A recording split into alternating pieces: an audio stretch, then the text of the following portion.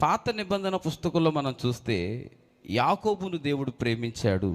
క్రొత్త నిబంధన పుస్తకంలోనికి మనం గనక వస్తే ప్రభు అడుగుతున్నాడు, నీవు నన్ను అందరికంటే ఎక్కువగా ప్రేమిస్తావా?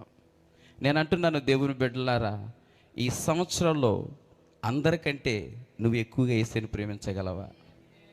ఈ నూతన సంవత్సరంలోకి అడుగుపెట్టి 4 రోజులయ్యింది. యాకోబును దేవుడు నిజంగా ప్రేమించాడు, మనలందరినీ కూడా యేసే ప్రేమించిన వాడై ఉన్నాడు. ఎంతో గొప్పగా ప్రేమించాడు కాబట్టి ఆయన మన కొరకు ప్రాణం పెట్టాడని లేఖన వాక్యం అంటుంది. అయితే ఈరోజు మీతో నాతో ప్రభు మాట్లాడుతున్న మాట ఏంటంటే, అందరికంటే నీ పక్కన ఉన్న వారికంటే కూడా యేసయ్యను మనం ఎక్కువగా ప్రేమించే వారిగా మారాలి. హల్లెలూయా. యేసయ్యను గనక మనం ఎక్కువగా ప్రేమించే వారిగా ఉంటే గనక మన స్థితిగతులన్నీ నా దేవుడు మార్చగలిగినటువంటి వాడై ఉన్నాడు. నేను అంటున్న మాట, యాకోబులో ఉన్న వాంఛ ఏంటంటే అన్నయ్య కంటే ముందుగా రావాలి.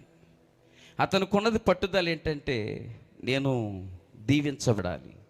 దాంతోపాటుగా అతని జీవితంలో గొప్ప మార్పును దేవుడు తీసుకొచ్చాడు. నేను అంటున్నాను, అందరికంటే నేను ఎక్కువ భక్తి చేయాలి. ఆమేన్. అందరికంటే నేను ఎక్కువ కాస్త ప్రార్థనలు ఎక్కువగా ఎదగాలి.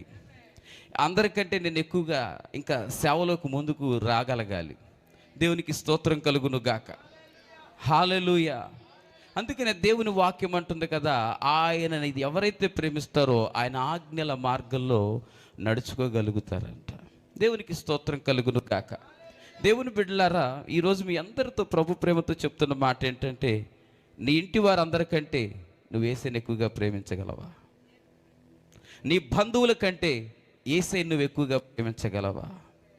నీకు పుట్టిన పిల్లల కంటే యేసయ్యను నువ్వు ఎక్కువగా ప్రేమించగలవా?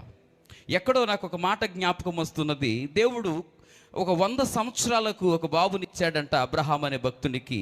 అయితే ఎప్పుడైతే ఆ బాబును ఇచ్చిన దాన్ని బట్టి దేవుని కాస్త పక్కన పెట్టి ఇక వాళ్ళ బాబుతో స్నేహం చేయటం ప్రారంభించాడంట.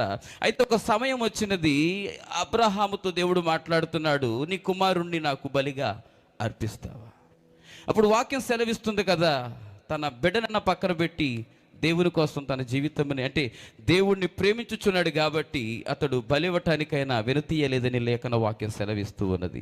ఈ నూతనమైన సంవత్సరంలో నీకు అడుగుపెట్టిన దేవుని బిడ్డలారా, దేవుడు మీ నుండి నా నుండి కోరుకుంటున్న ఒక శ్రేష్టమైన మాట ఏంటంటే, అందరికంటే యేసయ్యను నేను ఎక్కువగా ప్రేమించాలని మనం రాసుకోవాలి. ఎవరికంటే? నీ ఆత్మీయుల కంటే, అంటే నీ పక్కనున్న వారి కంటే కూడా